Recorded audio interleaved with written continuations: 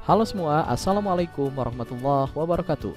Berjumpa lagi dengan saya Egy Nugraha. Di video kali ini kita akan membahas tentang sistem pernapasan. Sistem pernapasan pada manusia. Nah, pertama kita akan membahas mengenai struktur dan fungsi organ pernapasan.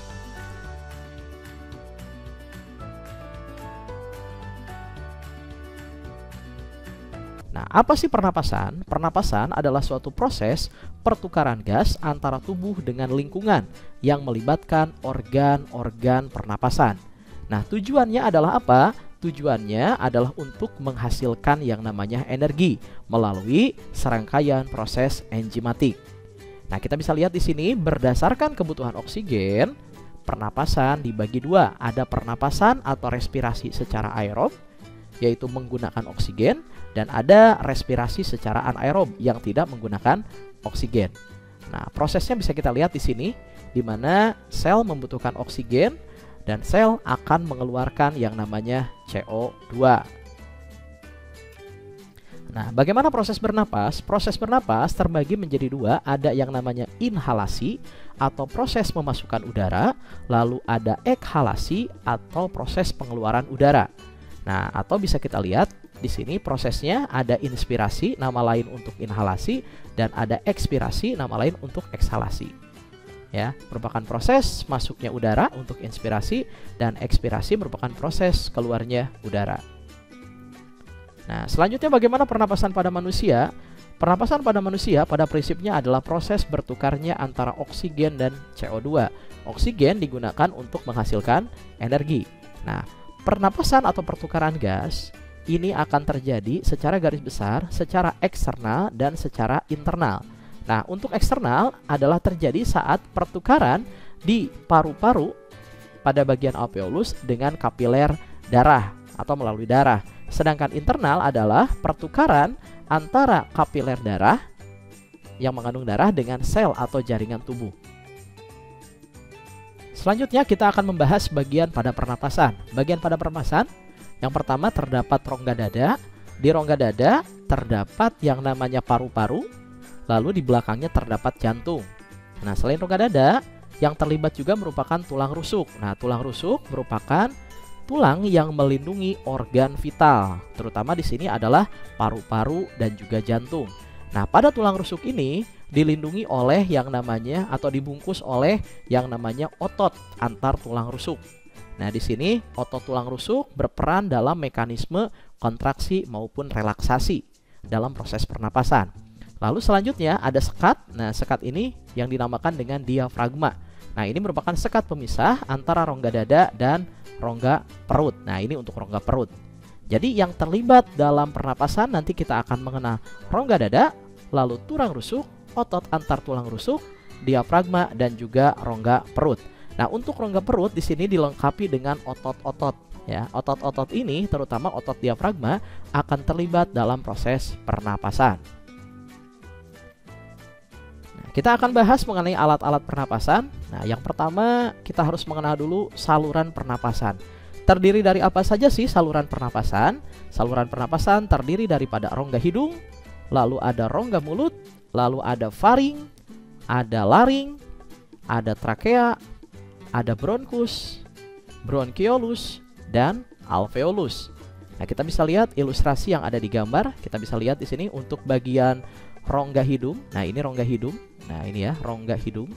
Lalu ada yang namanya rongga mulut. Nah, ini rongga mulut, ini rongga mulut. Lalu ada yang namanya faring. Faring, ini faring. Lalu ada yang namanya laring. Nah, laring, sebelah sini ini laring. Lalu ada yang namanya trakea.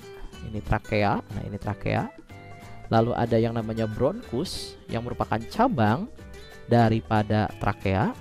Lalu ada yang namanya bronkiolus. Lalu terdapat yang namanya alveolus. Sedangkan untuk bagian tambahannya kita bisa lihat di sini ada yang namanya pleura atau di sini adalah parietal pleura, yaitu pembungkus daripada paru-paru. Lalu juga di sini ada yang namanya rusuk, ya, ini tulang rusuk. Lalu ada juga diafragma atau sekat diafragma. Oke, untuk lebih jelasnya kita akan bahas masing-masing bagian tersebut.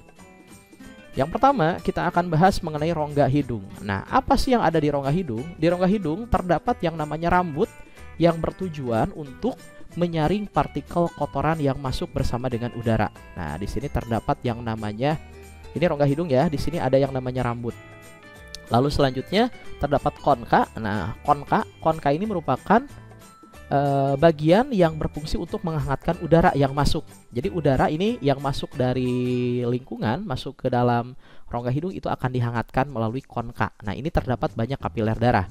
Lalu terdapat juga selaput lendir. Nah, selaput lendir ini bertujuan untuk menghasilkan mukus atau ingus. Nah, tujuannya adalah untuk mempertahankan dari kotoran atau mikroorganisme yang berbahaya bagi tubuh. Nah, biasanya lendir ini nanti akan menggumpal membentuk kotoran hidung.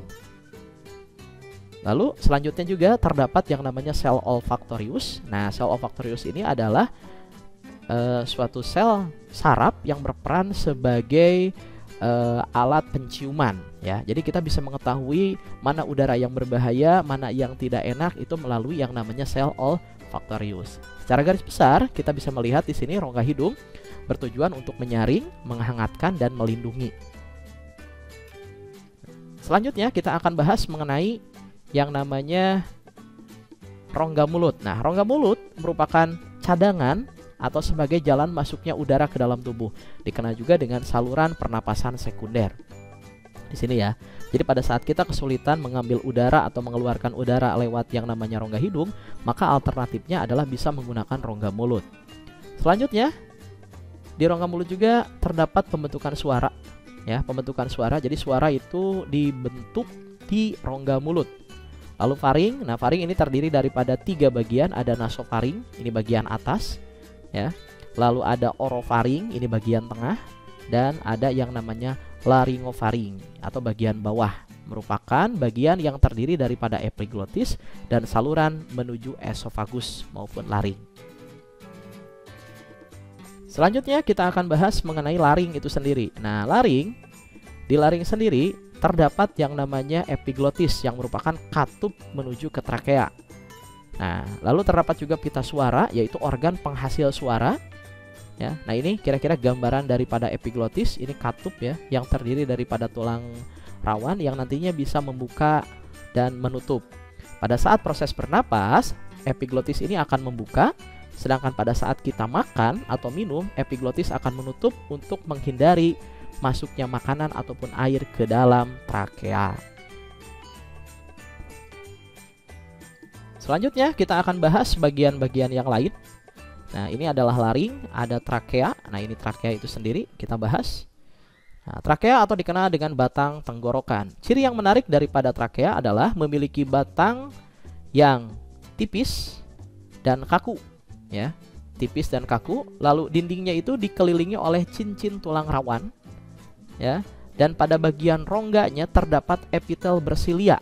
Nah, bersilia. Jadi di sini terdapat epitel bersilia dan terdapat yang namanya mukus atau lendir yang berfungsi untuk melindungi daripada mikroorganisme yang berbahaya.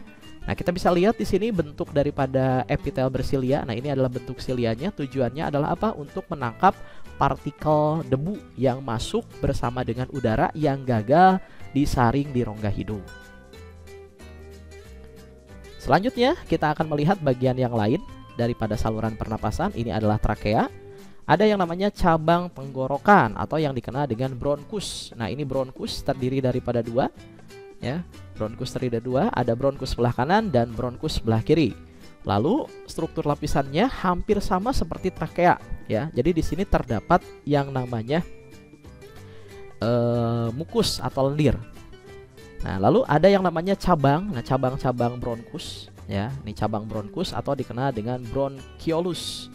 Ya, ini adalah cabang dari bronkus. Nah, ini percabangan daripada bronkus, ya, memiliki banyak cabang dan ini berhubungan dengan alveolus. Oke. Selanjutnya kita akan bahas bagian terakhir, yaitu adalah alveolus atau alveoli. Nah, alveolus ini strukturnya berupa bola-bola mungil, dikenal juga dengan kantung udara atau gelembung paru-paru. Nah, ini seperti ini ya. Ini dan ini berhubungan, ya, dengan kapiler darah. Nah, ini bisa kita lihat nih, ini ada kapiler darah. Di kapiler darah terdapat darah. Nah, ini kebetulan yang merah ini adalah kapiler darahnya ya, ini kapiler darah. Nah, di kapiler darah ini nanti ya berhubungan dengan alveolus, dan di sini akan terjadi proses difusi antara oksigen dan karbon dioksida, di mana nanti oksigen akan diedarkan ke seluruh tubuh, sedangkan karbon dioksida merupakan hasil daripada respirasi akan masuk ke dalam gelembung paru-paru untuk dikeluarkan melalui mekanisme ekshalasi atau ekspirasi.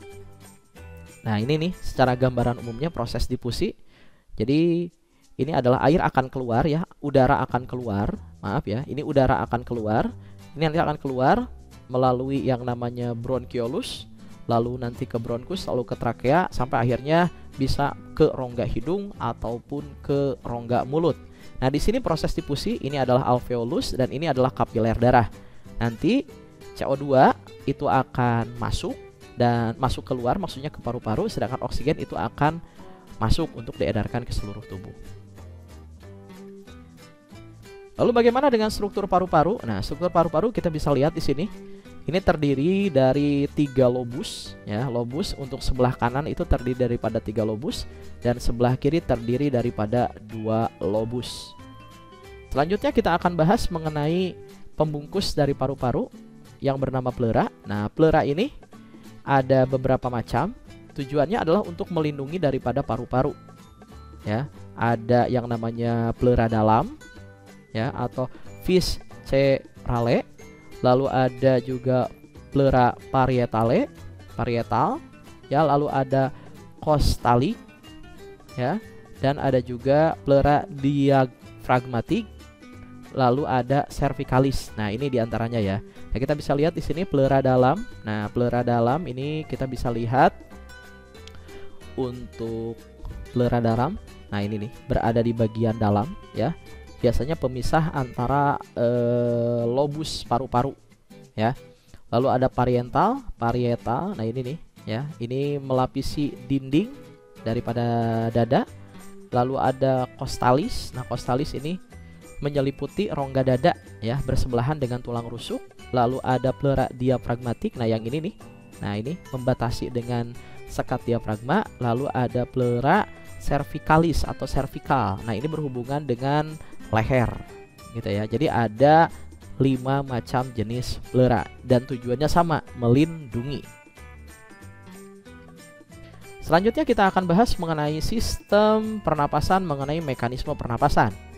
Nah, bagaimana mekanisme pernapasan? Mekanisme pernapasan terbagi atau cara yang bisa kita lakukan dalam bernapas ada 2 macam, yaitu pernapasan dada dan pernapasan perut atau dikenal dengan diafragma. Nah, untuk mengingat kembali mekanisme pernapasan, kita harus ingat dulu beberapa bagian. Di antaranya adalah rongga dada, lalu ada tulang rusuk, lalu ada otot antar tulang rusuk, ada diafragma, dan juga rongga perut. Nah, ini kalau misalkan kita sudah paham mengenai bagian-bagian ini, maka kita dapat dengan mudah membedakan pernapasan dada dan pernapasan perut. Nah, ada beberapa hal yang harus dipahami. Dalam melakukan pernapasan dada, tentu saja nanti ada proses inhalasi dan ada ekshalasi.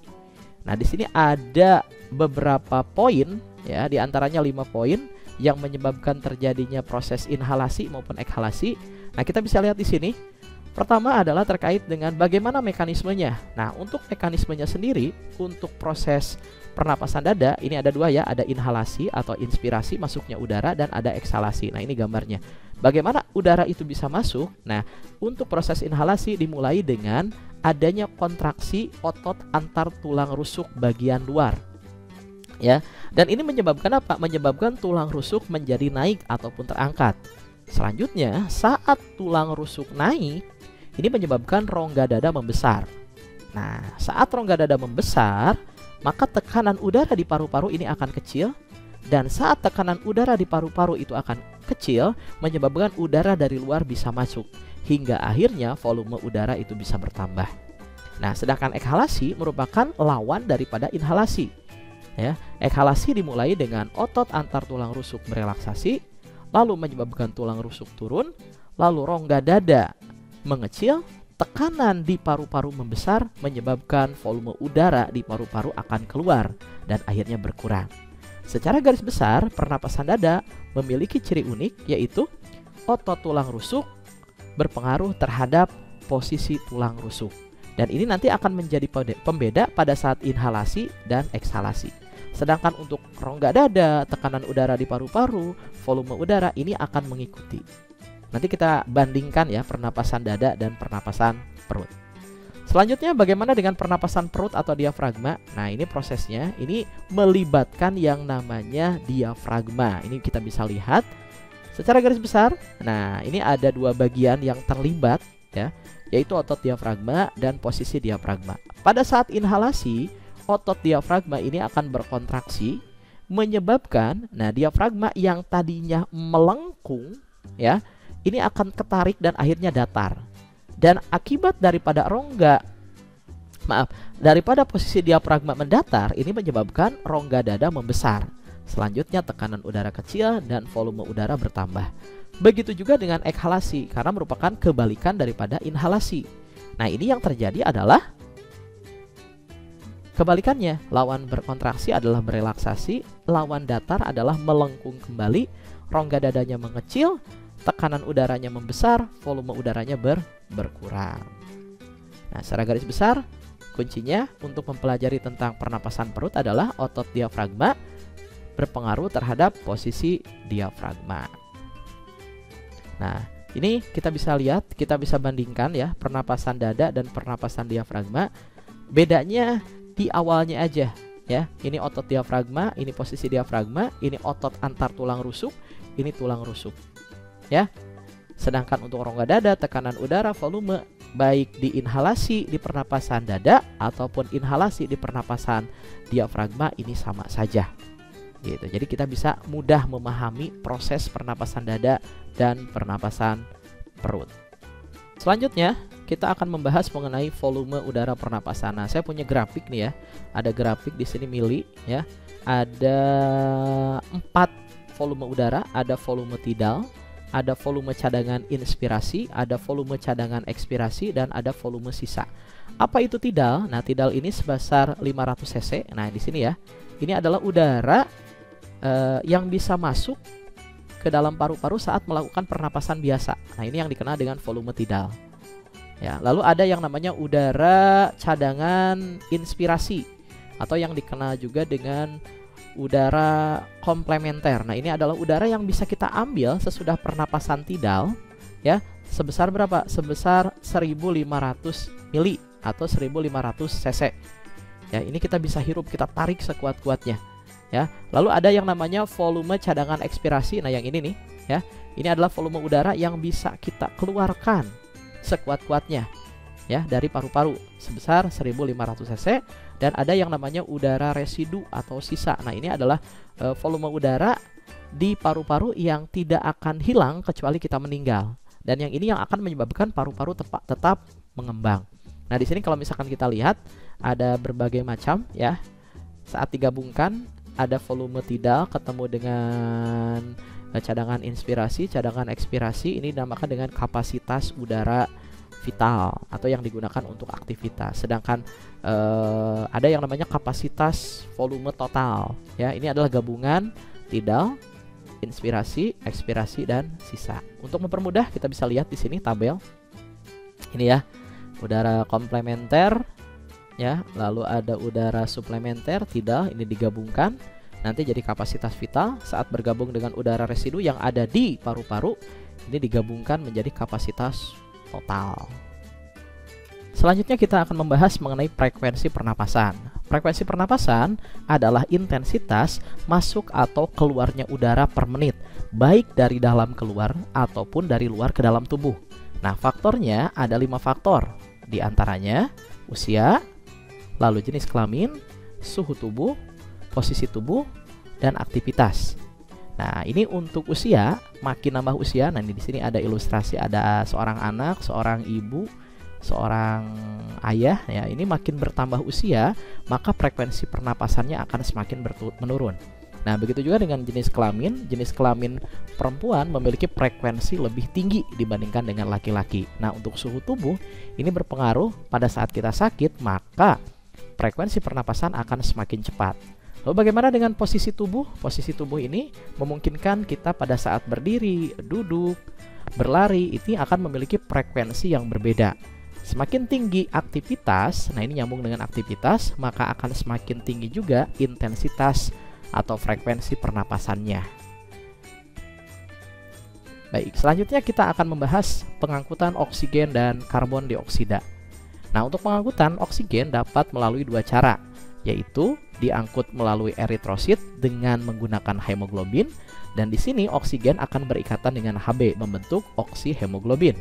Lalu sisanya adalah sebanyak 2-3% ini akan larut dan diangkut oleh plasma darah. Nah, ini ilustrasinya ya, di mana oksigen itu akan diangkut oleh eritrosit dan nanti akan diantarkan ke dalam sel. Untuk apa? Untuk melakukan proses respirasi dan menghasilkan yang namanya energi. Nah, ini gambarannya, ini adalah alveolus. Alveolus terjadi proses difusi di mana oksigen akan masuk. Oksigen akan masuk diikat oleh hemoglobin membentuk oksihemoglobin dan nanti akan diantarkan menuju ke jaringan atau ke dalam sel. Untuk apa? Untuk dilakukan proses respirasi dan menghasilkan yang namanya energi. Selanjutnya kita akan bahas mengenai pengangkutan CO2 yang merupakan hasil daripada respirasi. Pengangkutan CO2 dapat dilakukan dengan 3 cara. Yang pertama, melalui eritrosit dengan membentuk asam karbonat, melalui hemoglobin dengan membentuk HbCO2, melalui plasma darah dengan membentuk ion bikarbonat atau HCO3-. Nah, ini untuk gambarannya kita bisa lihat ya. Nah, ini adalah CO2, ini CO2 hasil daripada respirasi. Ya, CO2 nanti akan ditampung oleh eritrosit. Nah, pada saat ditampung ini CO akan bergabung dengan H2O. Dengan bantuan enzim anhidrase akan membentuk H2CO3 atau yang kita sebut dengan asam karbonat. Nah, lalu sebagian CO juga akan ditampung oleh hemoglobin membentuk HbCO2. Nah, lalu sebagian besar itu akan diangkut melalui plasma darah. Nah, bagaimana bisa diangkut lewat plasma darah? Ternyata ini harus melewati dulu eritrosit. Artinya di sini harus dalam bentuk dulu asam karbonat. Nah, asam karbonat nanti ini akan dibongkar menjadi H+ dan HCO3- yaitu ion bikarbonat. Dan dalam bentuk ion bikarbonat maka dia bisa keluar dari eritrosit dan bisa mengalir melalui plasma darah. Dan ini ya, bisa lihat di sini komposisinya melalui plasma darah ini sebanyak 70%, melalui hemoglobin 23%, dan sisanya adalah melalui eritrosit sebanyak 7%. Nah, jadi kita bisa lihat di sini ya. Nah, kenapa harus diangkut dalam bentuk hemoglobin, harus dalam bentuk asam karbonat ataupun dalam bentuk ion karbonat? Agar nanti pas nyampe di alveolus ini dapat didifusikan. Dimana nanti CO2 kalau dalam bentuk HbCO2 ini tinggal dibongkar, Hb-nya lepas, lalu CO2-nya keluar, CO2 bisa langsung berdifusi. Begitu juga dengan asam karbonat nanti dengan melepaskan H2O nanti akan terdapat CO2 dan CO2 bisa berdifusi. Namun berbeda kasus untuk ion bikarbonat. Ion bikarbonat tidak bisa langsung masuk ke alveolus, harus masuk dulu ke dalam bentuk asam karbonat. Nah, itu saja mungkin materi tentang sistem pernapasan. Sampai jumpa di video selanjutnya. Semoga bermanfaat. Wassalamualaikum warahmatullahi wabarakatuh.